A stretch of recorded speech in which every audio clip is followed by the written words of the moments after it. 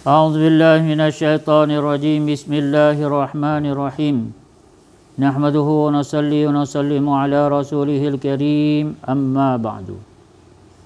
InsyaAllah kita sambung bacaan daripada kitab Al-Hadis Al-Muntakhabah yang disusun oleh Al-Allamah Al-Syekh Muhammad Yusuf Al-Kandahlawi.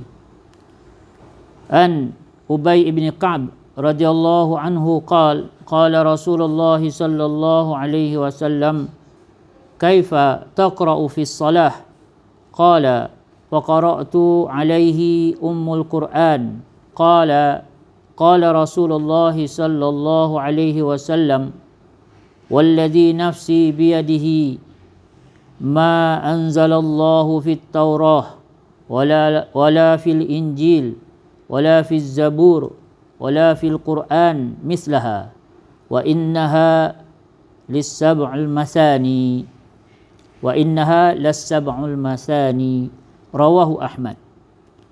Daripada Sayyidina Ubay bin Ka'ab radhiyallahu anhu meriwayatkan bahawa Rasulullah sallallahu alaihi wasallam bertanya kepadanya, bagaimana kamu membaca Al-Quran di dalam solat? Maka saya pun membacakan kepada baginda sallallahu alaihi wasallam surah Al-Fatihah, Ummul Quran, Al-Fatihah. Baginda sallallahu alaihi wasallam bersabda, demi Allah yang nyawaku dalam genggamannya, tidak pernah Allah Subhanahu wa taala menurunkan surah seumpama ini sama ada di dalam kitab Taurat, Injil, Zabur ataupun dalam bahagian lain daripada Al-Quran. Sesungguhnya surah ini ialah surah Al-Fatihah yang mengandungi 7 ayat dan selalu diulang-ulang dalam setiap rakaat solat. Hadis riwayat Imam Ahmad. Jadi dalam hadis ini Nabi sallallahu alaihi wasallam sebagaimana yang diceritakan oleh Sayyidina Ubay bin Ka'ab radhiyallahu anhu. Jadi Nabi sallallahu alaihi wasallam tanya tentang macam mana bacaan di dalam solat. Maka Ubay bin Ka'ab telah bacakan Al-Fatihah. Jadi yang pertama kita boleh belajar daripada sini ialah Nabi sallallahu alaihi wasallam pun akan cek juga dari semasa ke semasa orang-orang tertentu, keadaan, peluang, ruang yang ada. Kadang-kadang Nabi cek juga macam mana bacaan para sahabat Nabi sallallahu alaihi wasallam. Jadi kita pun sebenarnya patut cek jugalah sesama kita ni bacaan Al-Quran kita, terutamanya Al-Fatihah, bacaan-bacaan solat kita.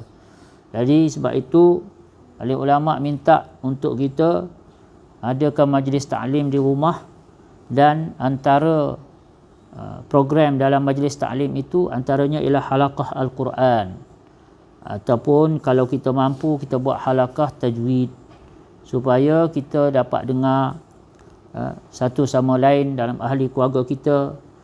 Seorang suami dapat cek Fatihah isteri, dia dapat cek Fatihah anak-anak, isteri ataupun ibu dapat cek Fatihah anak, macam tu. Ini juga satu sunnah Nabi sallallahu alaihi wasallam.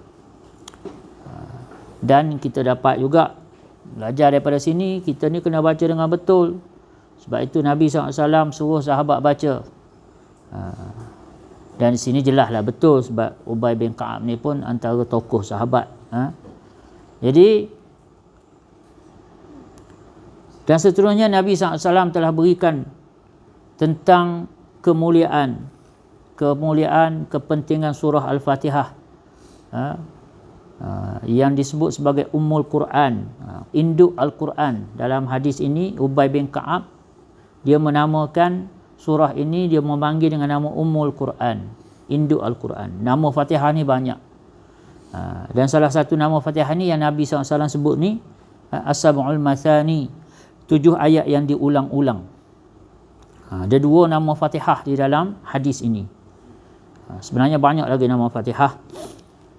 Dan Nabi SAW bagi tahu surah Al-Fatihah ini adalah satu surah yang begitu istimewa, yang tak pernah Allah Ta'ala turunkan dalam kitab-kitab sebelum ni, Taurat, Zabur, Injil, dan juga tidak ada di dalam bahagian-bahagian lain dalam Al-Quran.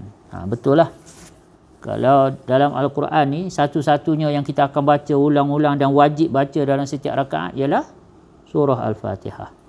Jadi kita insya-Allah azam untuk kita perdengarkan surah Fatihah ini kepada orang yang mahir dengan Al-Quran supaya dapat dipastikan bacaan Fatihah kita ini adalah betul.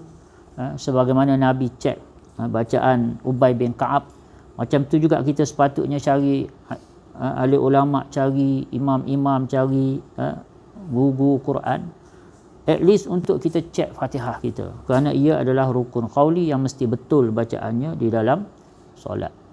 Semoga Allah SWT bagi taufik untuk kita dapat faham, kita dapat amal, dan kita dapat sampaikan pada saudara kita yang lain, insya-Allah. A'udzubillahi minasyaitonirrajim. Bismillahirrahmanirrahim. Alhamdulillahi rabbil alamin, hamdas syakirin wa syukru lahu syukral hamidin. Allahumma salli ala sayyidina Muhammadin wa ala alihi wa sahbihi ajmain. Ya awwalal awwalin, ya akhiral akhirin, ya zal quwwatil matin, ya rahimal masakin, ya arhamar rahimin. Wahai Allah, ya Tuhan kami, ampunlah segala dosa-dosa kami, ya Allah. Ya Allah, Engkau maha melihat, maka pandanglah kami dengan pandangan rahmat-Mu, ya Allah. Kau yang maha mendengar, ya Allah, maka dengarlah kami dengan penuh ihsan-Mu, ya Allah. Ya Allah, Engkau maha mengetahui, ya Allah, maka Kau pandanglah apa yang ada dalam hati kami, ya Allah. Wahai Allah, kami menadah tangan padamu, ya Allah. Pada pagi yang berkat ini, ya Allah, kami mohon menadah tangan padamu, ya Allah, menghadapkan hati-hati kami. Mohon padamu, ya Allah, taufik dan hidayah-Mu, ya Allah. Taufik dan hidayah yang sempurna untuk kami dapat jaga solat fardu kami sebagaimana para sahabat ridwanullah alaihim ajma'in telah jaga solat mereka. Ya Allah, berilah kami faham dan kami rasa kepentingan kepada solat sehingga kami benar-benar merasa berhajat kepada solat kami, ya Allah. Wahai Allah, berilah kami taufik dan hidayah sempurna untuk kami hiasi siang dan malam kami dengan solat-solat sunat, ya Allah, sebagaimana yang telah ditunjukkan oleh Rasulullah sallallahu alaihi wasallam dan telah ditunjukkan oleh para sahabat ridwanullah alaihim ajma'in. Wahai Allah, ya Tuhan kami mohon padamu taufik dan hidayah yang sempurna supaya kami dapat sempurnakan setiap bacaan solat kami, terutamanya rukun-rukun qauli dengan benar dan tepat, ya Allah, sebagaimana yang Kau kehendaki, sebagaimana yang telah ditunjukkan oleh Rasul Muhammad sallallahu alaihi wasallam dan juga para sahabat baginda. Wahai Allah, sempurnakanlah solat-solat kami, ya Allah, baik yang fardu maupun yang sunat. Semoga dengan itulah, ya Allah, dengan itulah bekal kami nak persembahkan padamu nanti dan menyebabkan Engkau redha dengan kami, ya Allah.